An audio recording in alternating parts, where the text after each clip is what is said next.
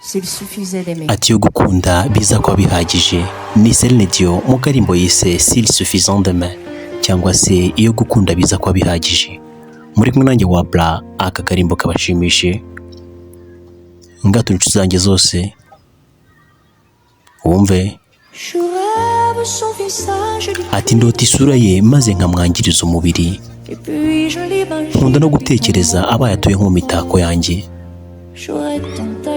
Naba mfite byinshi byo kumubwira mbaye nzi uko namuganiriza, ariko so ni gute basi natuma asoma intekerezo zanjye ngo amenye ukuntu mukunda. Ni Celine Dion. Ese undi ni gute abandi babasha kubigeraho igihe cyose?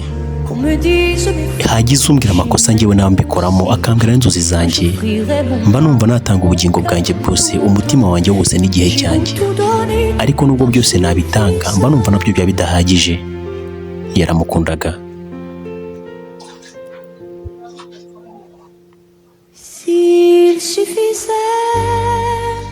Ati iyo gukundana biza kuba ari ibintu bihagije, iyo gukunda biza kuba bihagije ni Celine Dion.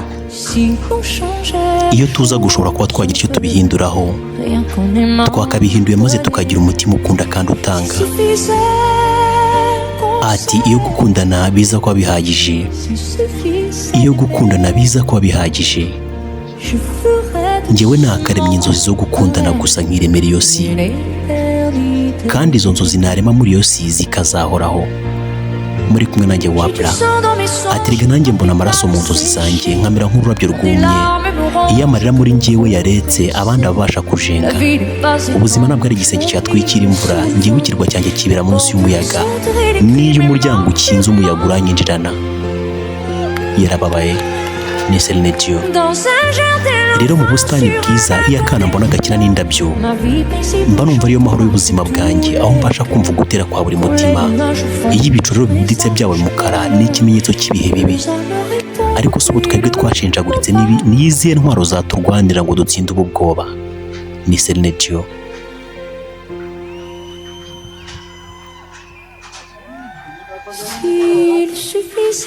Ati yo gukundana biza kuba bihagije, iyo gukunda biza kuba bihagije, iyo tuza gushobora ko twabihindura, twagasiza umutima wonyine ukunda kandi utanga. Iyo gukundana biza kuba ari ibintu bihagije, iyo gukunda umuntu biza kuba ari ibintu bihagije, njyewe narema inzozi zo kumukunda gusa, kandi iyo si izo nzozi narema ikazahoraho iteka. Iyo gukundana wowe n'umuntu biza kuba bihagije, iyo gukunda umuntu biza kuba bihagije, iyo tuza kugira n'ukuntu twabihindura, twareka bigatangira gushya.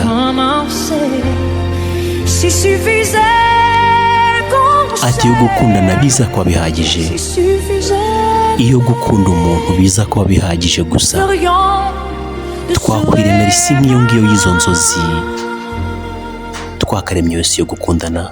Ni Celine Dion. Mwari kumwe nanjye wa Bla, nizere ko kabashimishije. Mwibuke subscribe, like ndetse na comment.